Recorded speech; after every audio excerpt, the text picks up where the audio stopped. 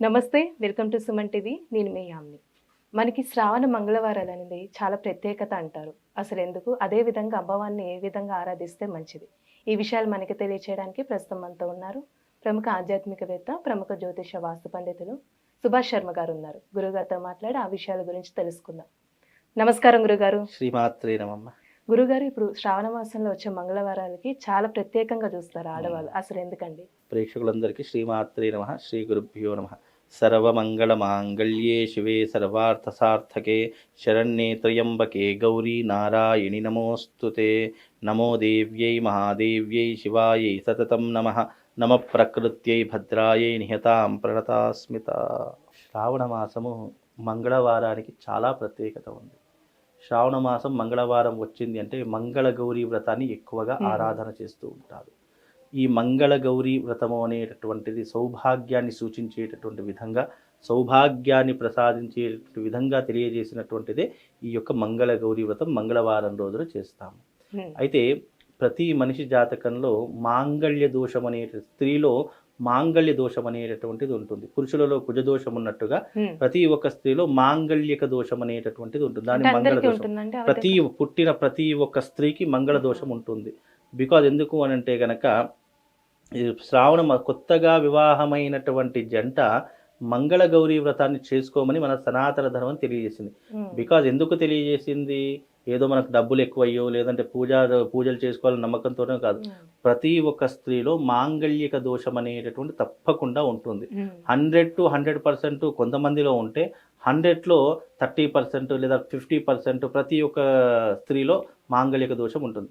కనుక ఈ మంగళ గౌరీ వ్రతం అనేటటువంటిది చేసుకోవడం ద్వారా ఆ దోషాన్ని తొలగించుకోవడానికి ఏదైనా పరిష్కార మార్గం ఉంది ఒక స్త్రీకి అంటే గనక ఇది మాంగళ్యక దోషము అని. అంటే ఈ మంగళ గౌరీ వ్రతం అనేటటువంటి చేసుకోవడం ద్వారా మాంగళ్యక దోషం పోతుంది అనేటటువంటి విధానంతో ఈ మంగళ గౌరీ వ్రతాన్ని తప్పకుండా ఆచరించాలి అని మనకు సనాతన ధర్మం తెలియజేసింది. బికాజ్ ఎందుకు అంటే గనక పురుషుడి యొక్క ఆయుక్కారం అనేటటువంటి బలం ఎవరి చేతిలో ఉంటుందో ఒక స్త్రీ చేతిలోనే ఉంటుంది. స్త్రీ తన పాతివ్రత్య ధర్మాన్ని ఎంత నిష్టగా ఆచరిస్తుందో పురుషుడి యొక్క ఆయుష్ కానివ్వండి, పురుషుడి యొక్క ఆయు ప్రమాణం కానీ రోజు రోజుకి పెరిగిపోయేటటువంటి లక్షణాలు మనకు ఈ యొక్క స్త్రీ చేతిలోనే ఉంటాయి. అందుకే స్త్రీ చేయవలసినటువంటి కర్తవ్యం ఏంటి అంటే కనుక ఇలాంటి శుభదినములు వచ్చినప్పుడు, ఇలాంటి రోజులు వచ్చినప్పుడు తప్పకుండా ఈ యొక్క సౌభాగ్యాన్ని సూచించేటటువంటి వ్రతాలు మంగళ గౌరీ వ్రతాలు ఉంటాయి. ఈ మంగళ గౌరీ వ్రతం అనేటటువంటి చేసుకోవడం ద్వారా తప్పకుండా భర్తకు ఆయుష్ పెరుగుతుంది అనేటటువంటిది ఒకటి. అలాగే ఈ వ్రత విధానం కూడా చాలా ప్రత్యేకంగా ఉంటుంది. ఇది కొత్తగా పెళ్ళైనటువంటి నూతన వధూవరులు మాత్రమే చేసుకునేటటువంటి ఒక వ్రతము. అలాగే ఈ వ్రతం ఎన్ని సంవత్సరాలు చేయాలి? 5 సంవత్సరాలు చేయాలి. 5 సంవత్సరాల పాటు అది కూడా డైలీ కాదు, ఓన్లీ శ్రావణ అంటే 5 సంవత్సరాలు శ్రావణ మాసంలో వచ్చే 4 మంగళవారం రోజులు ఈ యొక్క వ్రతాన్ని ఆచరణ చేసుకోవాలి. అలాగే ఈ వ్రతం కేవలం పెళ్ళైనటువంటి నూతన వధూవరులే కాదు, పెళ్లి కానటువంటి వారు కూడా చేసుకోవచ్చు. ఆడపిల్లలు ఎవరైనా ఈ వ్రతం, ఎందుకంటే మంచి భర్త రావడానికి, సుమంగళిగా ఉండడానికి, అలాగే మంచి అంటే జాతకంలో ఏదైనా కుజదోషం ఉన్న ఇలాంటి మంగళ గౌరీ వ్రతాలు చేసుకోవడం ద్వారా తొందరగా వివాహం కావడానికి అదొక మార్గదర్శకంగా, అదొక పుణ్య ఫలితంగా మనకు ఉపయోగపడుతుంది. అందుకే ఇది వివాహమైనటువంటి వారు చేసుకోవచ్చు, వివాహం కానటువంటి వారు కూడా చేసుకోవచ్చు. ఎవరైనా ఈ వ్రతాన్ని శ్రావణ మాసం వచ్చిందంటే చేసుకోవచ్చు. ఇక రెండో విషయం ఏంటి అంటే కనుక ఈ వ్రతం చేసేటటువంటి వారు తప్పకుండా సువాసినులను ఇంటికి పిలవాలి. అంటే ముత్తైదులను ఇంటికి పిలవాలి. ఇంటికి పిలిచి చక్కగా వాళ్ళను అమ్మవారి యొక్క స్వరూపంగా భావన చేసుకోవాలి. చక్కగా వాళ్ళ కాళ్ళకు పసుపు పెట్టాలి. ఒక ఉచిత ఆసనం, ఒక చైర్ మీదనో లేదంటే ఉచిత ఆసనం మీద కూర్చోబెట్టి వాళ్ళకు చక్కగా కాళ్ళకు పసుపు పెట్టి చక్కగా వాళ్ళకు పసుపు బొట్టును ఇచ్చి ఆ తర్వాత వాళ్లకు భోజనం పెట్టాలి. భోజనాది ప్రత్యాది కార్యక్రమాలు తప్పకుండా పెట్టాలి. అలా పెట్టిన తర్వాత భోజనం అంతా అయిపోయిన తర్వాత వాళ్ళు బయలుదేరేటటువంటి సమయంలో తప్పకుండా వాళ్లకు మనకు సౌభాగ్యానికి గుర్తులుగా ఉన్నటువంటి చీర, రవిక కనుమ, గాజులు, బొట్టు, దువ్వెన, అద్దము, ఇలాంటి పువ్వులు, ఇలాంటివి, అలాగే తాంబూలము, ఇలాంటివన్నీ కూడా వాళ్ళకు సమర్పించాలి. ఆ సమర్పించిన తర్వాత వాళ్ళ చేతిలో అక్షంతలు ఇవ్వాలి. అక్షంతలు ఇచ్చి వాళ్ళ యొక్క కాళ్ళకు దండం పెట్టి ఆశీర్వచనాన్ని పొందాలి. అలా పొందితే గనక స్త్రీలో ఉన్నటువంటి మాంగళ్య దోషం అంతా పోయి భర్త పూర్ణాయుష్కుడిగా మారి వాళ్లకు సౌభాగ్యం అనేటటువంటిది కలకాలం ఉంటుంది. బికాజ్ ఇది ఎందుకు అని అంటే కనుక ఈ వ్రతము మనకు ఈ యొక్క కృతయుగంలో అంటే దేవతలు సంచరిస్తున్నటువంటి సమయంలో క్షీరసాగర మదనం జరిగింది. దేవతలు రాక్షసులందరూ కూడా ఈ యొక్క పర్వతాన్ని తీసుకొని వెళ్ళి సముద్ర మదనం చేస్తున్నటువంటి సమయంలో అందులో మొట్టమొదట వెళ్ళినటువంటిది ఏంటి? విషం వెళ్ళింది, ఆలాహలము. ఆ విషము వెళ్ళినటువంటి కారణము చేత ఆ విషం బయటకు వచ్చింది కాబట్టి అది తీసుకుంటేనే అమృత భాండాగారం బయటకు వస్తుంది. అది తీసుకోవడానికి ముక్కోటి దేవతలు ఎవ్వరు ముందుకు రాలేరు. ఎవరు వచ్చారు ఆ యొక్క విషయం తీసుకోవడానికి? శివుడు వచ్చాడు. శివుడు వచ్చేటటువంటి సమయంలో మరి శివపార్వతులు కైలాసంలో కూర్చొని ఉండగా మరి ఆ విషం తీసుకునేటటువంటి శక్తి సామర్థ్యం ఎవరికి ఉందయ్యా అంటే కేవలం శివుడికి మాత్రమే ఉందని అందరూ దేవతలు విశ్వసించారు. మరి ఆ విషం ఎవరు తీసుకున్నా చనిపోతారు. మరి శివుడు ఎందుకు చనిపోలేదు? దానికి కారణం ఏంటి అంటే గనక తన భార్య అయినటువంటి మంగళ గౌరీదేవి అంటే ఎవరు కాదు, సాక్షాత్తు పార్వతీదేవి యొక్క రూపం. శ్రావణ మాసంలో లక్ష్మీదేవిని పూజ చేస్తే అదే విధంగా అమ్మవారికి సమర్పిస్తారు. అలాగే ఈ శివుడు ఆ ఆలాహలాన్ని తీసుకునేటప్పుడు ఒక్కసారి తిరిగి పార్వతి వైపు ఇలా తిరిగి చూశాడట.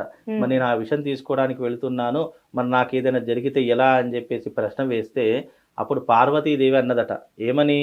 స్వామి, నా మెడలో ఈ మంగళసూత్రం ఉన్నంత వరకు, నా మెడలో మీరు కట్టినటువంటి ఈ మంగళసూత్రం ఉన్నంత వరకు మీకు సృష్టిలో ఎలాంటి అపకారం జరగదు, ఎలాంటి విషం తీసుకున్నా మీకు ఏమీ కాదు అనేటటువంటి నామంతో చెప్పి ఆ మాటలు చెప్పగానే శివుడు ఆ యొక్క ఆలాహలాన్ని తీసుకొని ఇటు కడుపులోకి వెళ్లకుండా ఇటు బయటకు రాకుండా తన గరళ కంఠంలో దాచుకుని అప్పుడే అతనికి గరళకంఠుడు అనేటటువంటి పేరు వచ్చింది. అందుకే ఆ విషయం ఇక్కడ దాచుకుంటే అందుకే ఆయన ఇక్కడ నీలి రంగులో ఉంటుంది. బికాజ్ అలా అంటే పార్వతీదేవి అన్న మాట ఏంటి? భర్త కట్టినటువంటి మంగళసూత్రం కూడా అంత పవిత్రమైనటువంటిది. ఆ భర్త కట్టినటువంటి మంగళసూత్రం మెడలో ఉన్నంత కాలము భర్తకు ఎలాంటి కీడు జరగదు. అందుకే మంగళ గౌరీ వ్రతం చేసుకునేటటువంటి వాళ్ళు తప్పకుండా పసుపు బొట్టిస్తున్నారు. ఏదైనా ఈ వ్రతాలు నోములు జరుగుతున్నప్పుడు వాళ్ళు పసుపు బొట్టిస్తారు. ఏదో నెత్తికి పెట్టుకోమని కాదు, అది మంగళసూత్రానికి పెట్టుకోవాలి. అలా పెట్టుకోవడం ద్వారా ఆయుష్ అనేటటువంటి రెట్టింపు అవుతుంది. ఈ మధ్య కాలంలో చాలా మంది మంగళసూత్రం వేసుకోవడం మర్చిపోతున్నారా లేదా కావాలని తీసేస్తున్నారా తెలియదు, కానీ అది చాలా అశుభం అండి. అలా ఎప్పుడు చేయకండి. మీరు తప్పకుండా మంగళసూత్రం ధరించండి. మీ మెడలో నల్లపూసలు మంగళసూత్రం ఉంటేనే మీ కాపురము, మీ దాంపత్యము సుఖంగా ఉంటుంది. మనం సౌభాగ్యానికి గుర్తుగా ఉన్నటువంటి ఏ వస్తువు తీసేసినా, ఏ వస్తువు వాడకపోయినా ఆ ఇంట్లో మంచిది కాదని కదా, ఆ ఇంట్లో దరిద్రము, ఆ ఇంట్లో భార్యాభర్తలకు ఒక క్షణం కూడా పడదు. కనుక సౌభాగ్యానికి గుర్తుగా ఉన్నటువంటి ఈ సౌభాగ్యం చిన్న చిన్న గుర్తులే. ఏంటి? మంగళసూత్రము, కాళ్ళకు మెట్టెలు, నుదుటికి కుంకుమ, చక్కగా తలలో పువ్వులు, చేతికి కాదు. ఇవి అంటే ప్రతి ఒక్క స్త్రీ ఆచరించవలసిన. అవి కూడా వేసుకోకపోతే ఆ యొక్క స్త్రీ రాక్షసితో సమానం. రాక్షసులు ఇలాంటివి మనం వేయకుండా చేస్తాం, పట్టించుకోరు. కనుక అలా పట్టించుకోకపోతే ఆ స్త్రీ రాక్షస జాతికి సంబంధించినట్టు అర్థం. కనుక కనీసం ఇలాంటివైనా చేస్తే మన సనాతన ధర్మం నిలబెట్టిన వాళ్ళమవుతాం. అవి వేసుకోవడం ద్వారా మన మనిషికి శుభం. అందుకే మంగళ గౌరీ వ్రతం అనేటటువంటిది చేసుకోవడం ద్వారా భర్తకు ఆయుష్ పెరుగుతుంది. ఈ శ్రావణ మాసంలో 4 మంగళవారాలు చేసుకుంటే మనకు శుభము, లాభం జరుగుతుంది. ఒకసారి మొదలు పెట్టామా 5 సంవత్సరాల వరకు కొత్తగా పెళ్ళైనటువంటి వారు తప్పకుండా 5 సంవత్సరాల పాటు వరకు పెళ్లి కాని వాళ్ళు కూడా ఆడపిల్లలు ఉన్నారు కదా, వాళ్ళు కూడా 5 సంవత్సరాలు అంటే కుదిరే వరకు అంటారా? కుదిరే వరకు చేసుకోవచ్చు. కుదిరిన తర్వాత ఎలాగా మళ్ళీ చేసుకుంటారు. అంటే కుదిరేంత వరకు చేసుకోవడం ఒక పద్ధతి, కుదిరిన తర్వాత మళ్ళీ ఫ్రెష్ గా ప్రారంభించడం ఒక పద్ధతి. కనుక అది కుదిరేంత వరకు వేసుకోవాలి. కుదిరిన తర్వాత మళ్ళీ 5 సంవత్సరాల వరకు భర్తతో కలిసి చేసుకోవాలి. అప్పుడు భర్త లేకుండా నీకు పెళ్లి కావాలని చేసుకోవడం సంకల్పం ఒకటి, నువ్వు వివాహం అయిన తర్వాత భర్తతో చేసుకున్నటువంటి సంకల్పం మరొకటిగా ఉంటుంది, వేరేగా ఉంటుంది. కాబట్టి అయిన వాళ్ళు కాని ఎవరైనా కూడా ఈ వ్రతం చేసుకుంటే అన్ని రకాలుగా శుభం జరుగుతుంది. శుభం జరగాలని ఆ మంగళ గౌరీదేవిని మనస్ఫూర్తిగా కోరుకుంటున్నాను.